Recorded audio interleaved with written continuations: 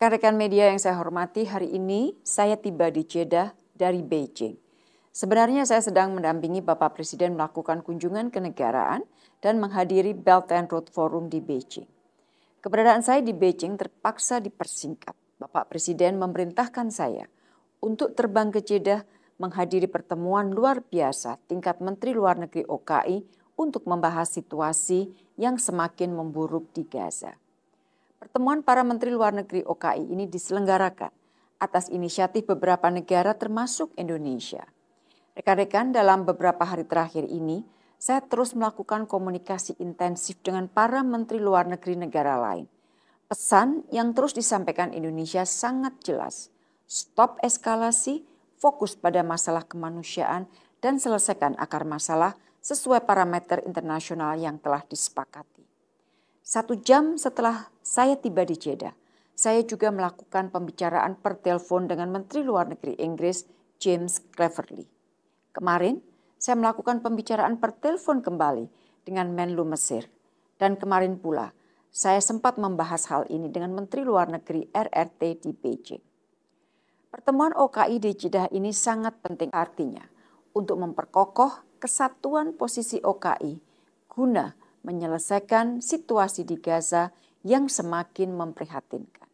Sebelum pertemuan dimulai, terjadi serangan ke Rumah Sakit Al-Ahli yang menewaskan ratusan jiwa manusia. Indonesia telah menyampaikan kecaman keras atas serangan Israel terhadap fasilitas sipil, termasuk rumah sakit.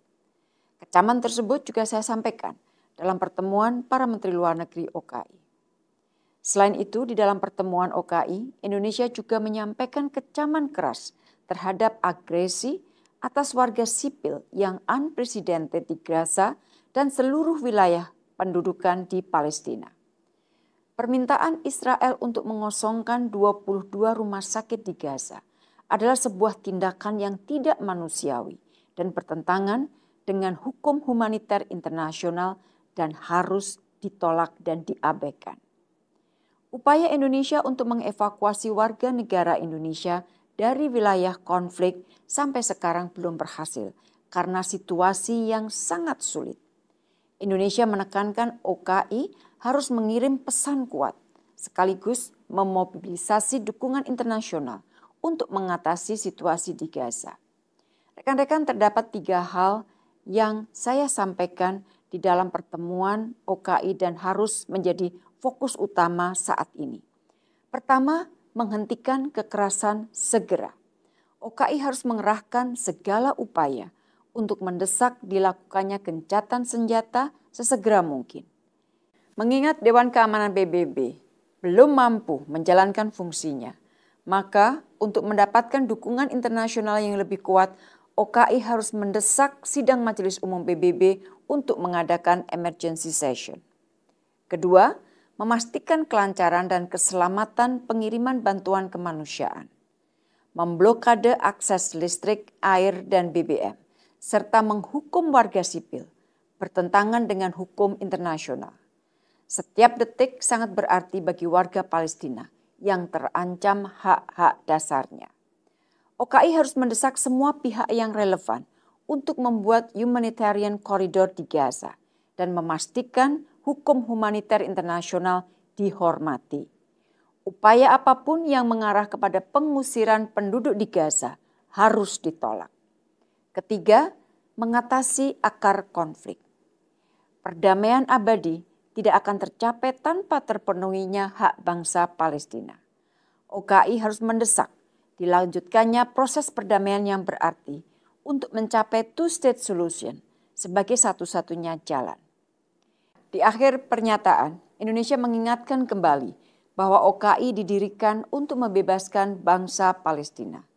Sekarang waktunya bagi OKI untuk bertindak dan kita harus bertindak bersama-sama. Indonesia tidak ingin melihat situasi Gaza sekarang ini digunakan oleh Israel dan negara-negara lain untuk menghilangkan isu Palestina dan menghilangkan hak-hak rakyat Palestina. Jangan biarkan Israel terus melanjutkan okupasinya di tanah Palestina. Rekan-rekan, menurut rencana pertemuan para Menteri Luar Negeri OKI ini akan menghasilkan final communique. Pada saat saya berbicara ini, komunike masih terus dibahas. Selain hadir dalam pertemuan OKI, saya juga sempat melakukan pertemuan bilateral dengan Menteri Luar Negeri Iran dan Kuwait dan berbicara dengan Sekjen OKI, Menlu Palestina, Menlu Lebanon, Menlu Brunei, Menlu Malaysia, Wamenlu UAE, Jordan, Maladewa, dan masih banyak lagi. Rekan-rekan media yang saya hormati, upaya evakuasi WNI kita di Gaza setiap hari terus diupayakan. Namun karena situasi yang masih sangat sulit, maka evakuasi belum dapat dilakukan. Hampir setiap hari saya melakukan komunikasi dengan wakil WNI kita di Gaza. Saya juga terus melakukan komunikasi dengan semua pihak dan juga dengan RC-RC yang dapat membantu dilakukannya evakuasi dengan selamat.